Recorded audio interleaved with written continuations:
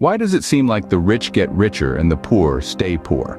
This might seem like a simple question, but the answer is complex and tied to our economic system. Let's consider Jane Doe, a small business owner from a less wealthy neighborhood. Jane saw that her neighbors needed affordable, healthy meals, so she started a food delivery service. But she quickly realized that she wasn't making enough money, because serving poor people doesn't make you rich. So she shifted her focus.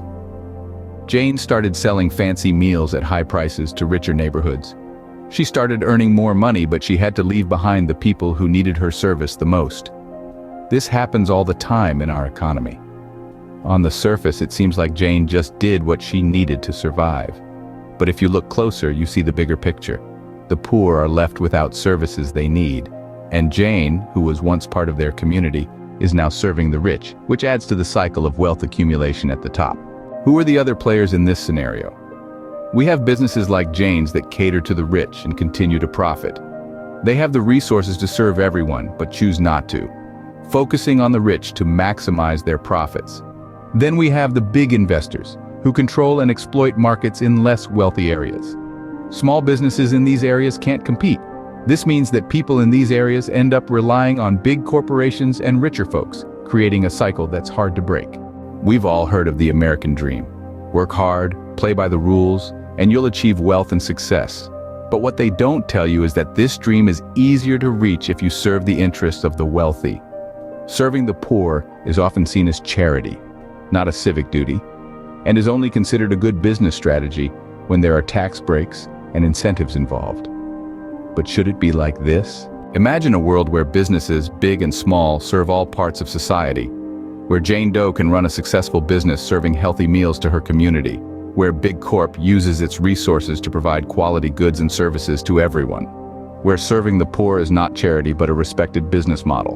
The big players in the market often put the responsibility of creating a fair society on the customers and workers. This is misleading and takes attention away from the bigger systemic issues.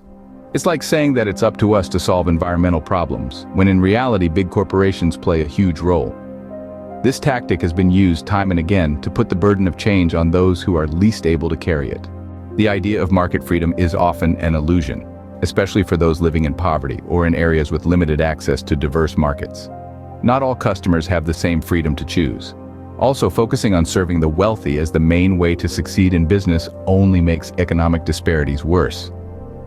Wealthy customers do influence market trends and business practices, but framing them as the solution overlooks their role in maintaining the status quo. So what can we do?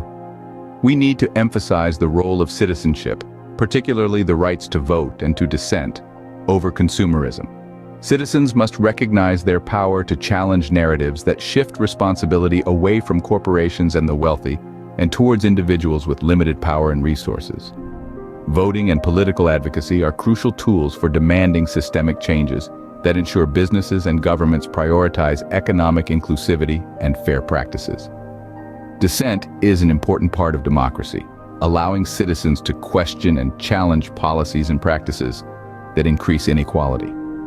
By exercising their right to dissent, citizens can advocate for laws that regulate corporate behavior, protect the environment, and ensure fair labor practices. Remember, one of the big problems with capitalism is that it often favors the rich, leaving the poor behind. It pushes the poor to play by the rich folks' rules and to chase wealth, even if it's a long shot. Creating a fair society is not just the responsibility of consumers and workers, it requires collective effort.